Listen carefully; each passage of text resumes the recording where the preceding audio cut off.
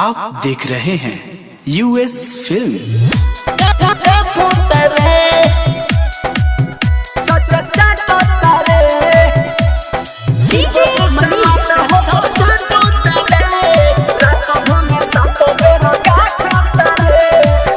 सखी ससुरा के बात का बताई, हमर सहिया मिलल बा कसाई। सखिया मिलल बा कसाई। सखी ससुरा के बात का बताई, हमर सहिया मिलल बा कसाई।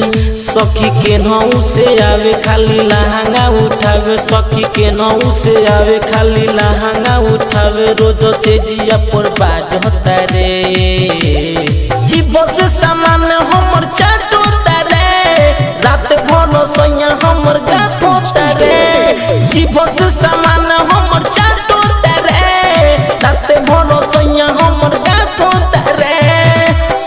सखी ससुरा के बात का बताई, हमर सैया मिलन बा कसाई। ये सखी सैया मिलन बा कसाई। सखी ससुरा के बात का बताई, हमर सैया मिलन बा कसाई। सखी के नौ से आवे हमर लहंगा उठावे, सखी के नौ से आवे हमर लहंगा उठावे। रोज से जिया पर बाजता रे, जीभ से सामान हमर चाटो तारे। रात भर में 7 बेर गाठो तारे, जीभ से सामान हमर चाटो तारे। रात भर में 7 बेर गाठो तारे। चाटो तारे।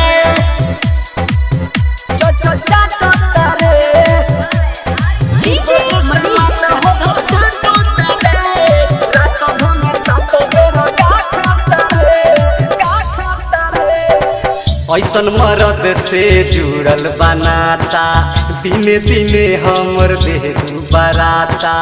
करेला ऐसन कहल न जाता, बथे कमरिया सहल न जाता।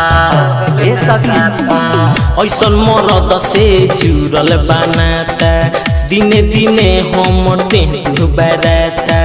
करेला ऐसन कहल न जाता, बथे कमरिया सहल न जाता, सहल न जाता। रोज करे माना मानी हमर बढ़े परेशानी, रोज करे माना मानी हमर बढ़े परेशानी। रोज से जिया पे ना सहता रे, जीव से सामान हमर चाटो तारे।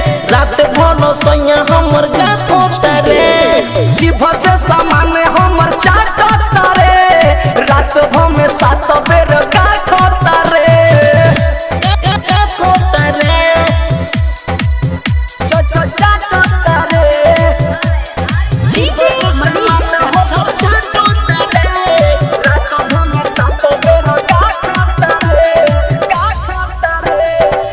करेला रोज रोज देवे ना तोरे, सटल सामान हमर हो गइल जा करे।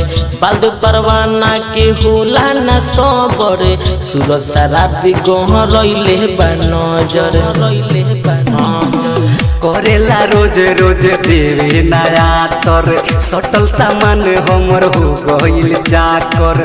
बालू परवाना के होला ना सबर, राम पुकारे गड़ौले बानजर। राइटर मौजिलाल राजा मिलल बड़ी हमरा साजा। राइटर मौजिलाल राजा हमरा मिलल बड़ी साजा। रोज नथिया में नाथो तारे, जीभ से सामान रोज चाटो तारे। रात भर में 7 बेर गाठो तारे, जीभ से सामान हमर चाटो तारे। रात भर सैया हमर गाथो तारे। You are watching US Film।